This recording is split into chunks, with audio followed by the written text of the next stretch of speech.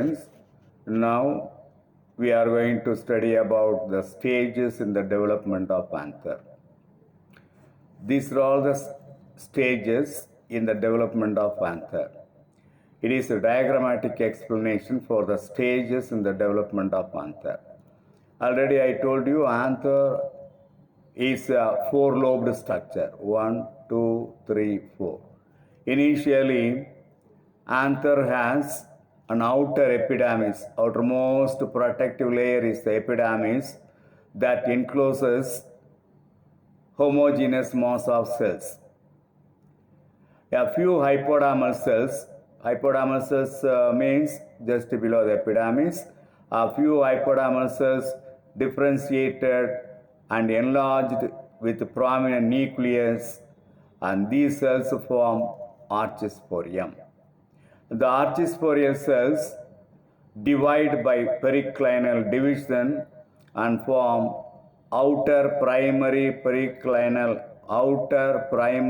parietal cells towards the epidermis and primary sporogenous cells towards the inner side of the anther. The primary parietal cells undergoes a series of periclinal and anticlinal division and form 2 to 5 layers of anther wall. The anther wall consists of first epidermis, second endothecium, third middle layer, and fourth tapetum. Tapetum is the innermost layer of the anther wall. The primary sporogenous cells undergo mitotic division and form sporogenous tissue. The sporogenous tissue undergo division and produce microspore mother cells. Each microspore mother cells undergo meiotic division and produce 4 microspores which are formed in tetrads. So that is the stages of development of anther. Say in the anther wall, you can see epidermis, endothecium, middle layer, and tapetum.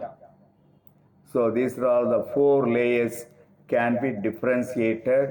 They are formed from the primary parietal cells.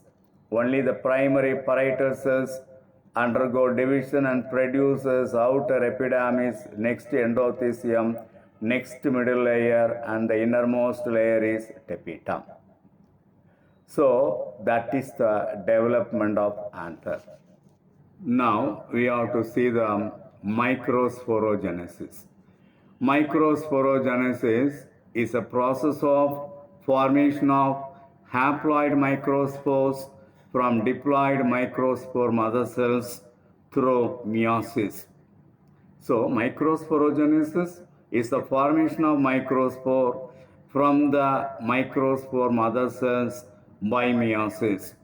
During this process, the primary sporogenous tissue directly undergo a few mitotic division to form sporogenous tissue. The sporogenous tissue gives rise to microspore mother cells. Each microspore mother cell divides meiotically to form tetrad or 4 haploid microspores, that is considered as the microspore tetrad. The microspore tetrad may be arranged in a tetrahedral, decussate, linear, T-shaped, or isobilateral manner. So that is the microsporogenesis. During microsporogenesis, a number of microspores are produced. In some plants, all the microspores in a microsporangium are grouped together as a single mass that is called pollinium.